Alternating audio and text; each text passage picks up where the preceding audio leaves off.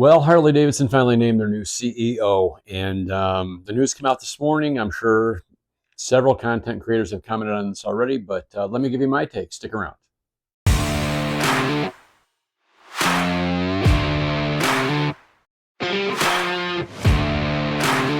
So, welcome back to Bob's Garage. We just got back from a trip to Maggie Valley and the Wheels Through Time Museum. If you've never been and you live near there, I highly recommend the Wheels Through Time Museum. It's unbelievable.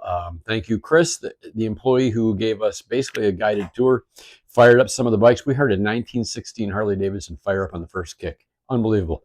Um, yeah, they start these bikes up. It's just a very interactive museum, and something, I mean, not just Harley Davidson, Indians, Excelsior, Henderson, all kinds of stuff. So if you have an opportunity to get to Maggie Valley, check it out. So let's talk about this new CEO. What was his name? Arthur Starr.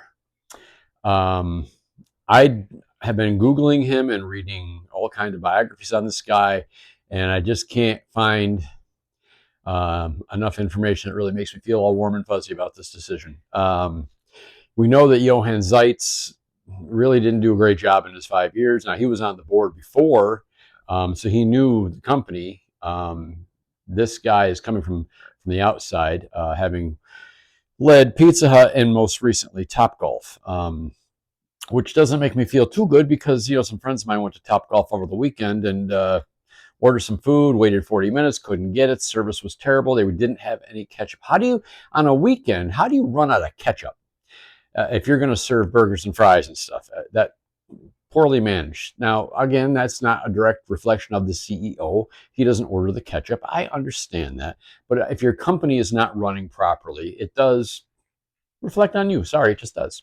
I don't know what kind of experience this guy has with Harley Davidson or motorcycles at all. I don't know if he rides. I don't know if he has ever ridden. I don't know if he's familiar. I'm assuming he's familiar with the Harley Davidson brand. I'm sure he went through a pretty rigorous interview process, and I'm really hoping that that he's got a good knowledge of not just business, because of course that's important, but you need to know the Harley Davidson brand, the Harley Davidson culture, and what's important to the customers. We want a quality machine. We want to hold to our tradition. And that's a fine line, holding to tradition, but also accepting and embracing new technology. It's very difficult to do that, to stay old and become new all at once. It's very difficult. I think they're doing a pretty good job with that. Could be better. But, I think the average Harley customer, such as myself, we feel that the quality has gotten better, I would say, but the prices are too high. Not just that there's no entry level bike. Everybody's talking about how there's no entry level bike. I get it. We understand there is an entry level bike. Got it. But even any of the motorcycles, I think every bike in their lineup is overpriced. From the Softails, even the Nightster, I think is overpriced. I think they're all overpriced. Road glides, street glides, all of them. I think they need to bring that price down. And I know Zeitz, his philosophy was, we may not sell as many bikes, but we're going to make a lot of money on the ones that we do sell. And I don't think that's the answer. I just don't. It just makes no sense. I think lower the price, sell more. It's always been, sell in volume. If you can sell a bunch of bikes, you're much better off. And they need to do something soon. Every Harley dealership that I've been into recently, not only do they have a glut of 2025s, they still got 2024s. And next month, the 2026s are coming out, or else later this month. I'm not sure which it was, August or September. They got to get rid of these bikes. I mean, it's amazing the dealerships that we have been in just recently in the last several days, how much inventory these guys have. It's just, they're going to have to come up with some rebates, some special financing, something to help move these old 24s and 25s out the door to make room for the 26s. They did move. I mean, the launch date was always early, got moved because of COVID to January. Now it's moved back. So dealers are just really not, they don't want this new inventory. They have nowhere to put it. And a lot of folks don't understand that the whole floor planning process at a dealership. It's like a car dealership. The dealer doesn't own those vehicles. They're financed. They pay interest on them daily. So when the bike sells, they get their cash.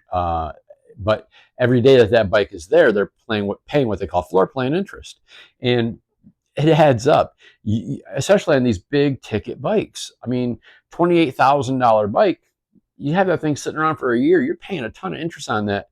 It makes no sense. So dealers want to move these things out. They're looking for some support from the manufacturer. Hopefully, this new CEO is going to give them that support with some factory incentives such as rebates, special financing.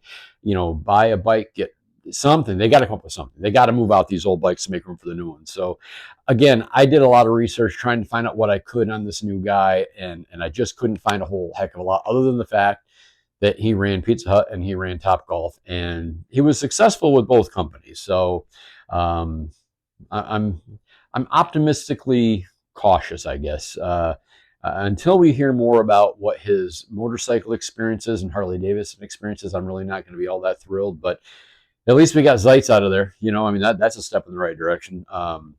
You know, I think he had good intentions, but and he did so well with Puma and other companies he worked with, but I just don't think he had the right philosophy for Harley Davidson. I don't think he really was embraced by the customers, such as myself and the other riders that have been with the company for years, and just have that that love of the legacy and the tradition. I don't think that Zeitz got accepted by that crowd. But anyway, we'll see what comes in the days, weeks, months, and years to come. Hopefully, it'll all be positive. I'm optimistic. Like I said, cautiously optimistic. So that was all I had. I want to thank you all for coming along for the ride. Ride safe, ride often, and I will see you soon.